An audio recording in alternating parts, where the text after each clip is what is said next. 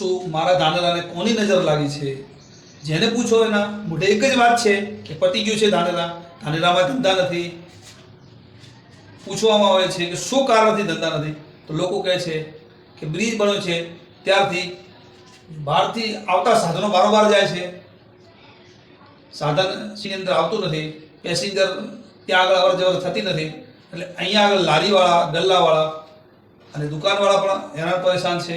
બીજું પૂછવામાં આવે છે કે ટ્રાફિક ગામનું ઓછું કેમ થઈ ગયું છે, તો કે નાના નાના ગામોની અંદર મોલ બની ગયા છે અને ગંજ બજાર જે નેનાવાની અંદર જે માર્કેટ બની ગયું છે એના હિસાબે ગામડાની પબ્લિક ધાનેરાની અંદર આવતી નથી. એક સમય હતો કે ધાનેરાની અંદર સિઝનમાં એટલી લંબી લાઈન લાગતી કે નેનાવાર 3 રસ્તાથી ને ગંજ સુધી ટ્રાફિક રહેતું હતું.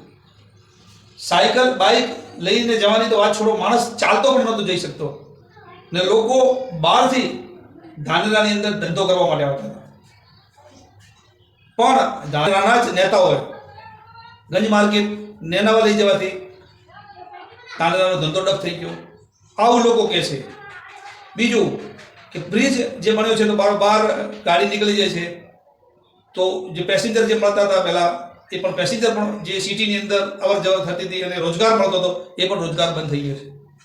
ત્રીસરું કે ધાનેરાની અંદર ઘણા એટલા ગામડાની અંદર પાણી નથી, પાણી ન હોવાના હિસાબે પણ એક મંદીનું મોજું રહે છે ને લોકોનું કેવું થાય છે કે ધાનેરાની અંદર ખાલી 1 મહિનાની અંદર 2 દિવસ જ ટ્રાફિક રહે છે, એ પણ પગારનો દિવસ હોય ત્યારે, બાકી કોઈ પબ્લિક સિટીની અંદર આવતી નથી. ગામે ગામ ડેરીઓ ઉપર કે મોલ બનાવી દેવામાં આવે છે ને લોકો એ ડેરી ઉપરથી એમના ખાતામાં માલ લઈ જાય છે અને ત્યાં આગળ એમનું જે દૂધ ભરવામાં આવે છે ત્યાં એમના પૈસા કાપી દેવામાં આવે છે. તો ધાનેરાની અંદર ધંધા હોય ક્યાંથી? આજ ધાનેરાની એક દુકાનનું જે ભાડું છે એ ભાડું કમસે કમ 15 થી 20 હજાર રૂપિયા હોય છે ને એ 15-20 હજાર રૂપિયા કાઢવામાં મુશ્કેલ થઈ ગયા છે. ઘણા એટલા વેપારીઓ ધાનેરાને છોડીને જતા રહ્યા છે અને ઘણા એટલા વેપારીઓ ધાનેરા છોડવાની વિચાર કરી રહ્યા છે. એ મોટા વેપારી છે કે ધાનેરા છોડીને જતા રહેશે, નાના વેપારીઓનું, લારી ગલ્લાવાળાનું શું થશે?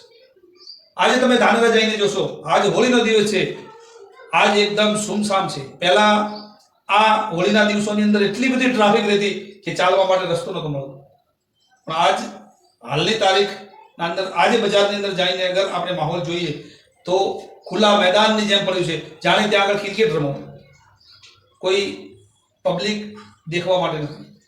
હા, ચંદ ગણતરીના માણસો હશે, લારી ગલ્લાવાળા, ગાડીવાળા ને દુકાનદાર જે ગ્રાહકની વાટ વાળીને બેઠા છે.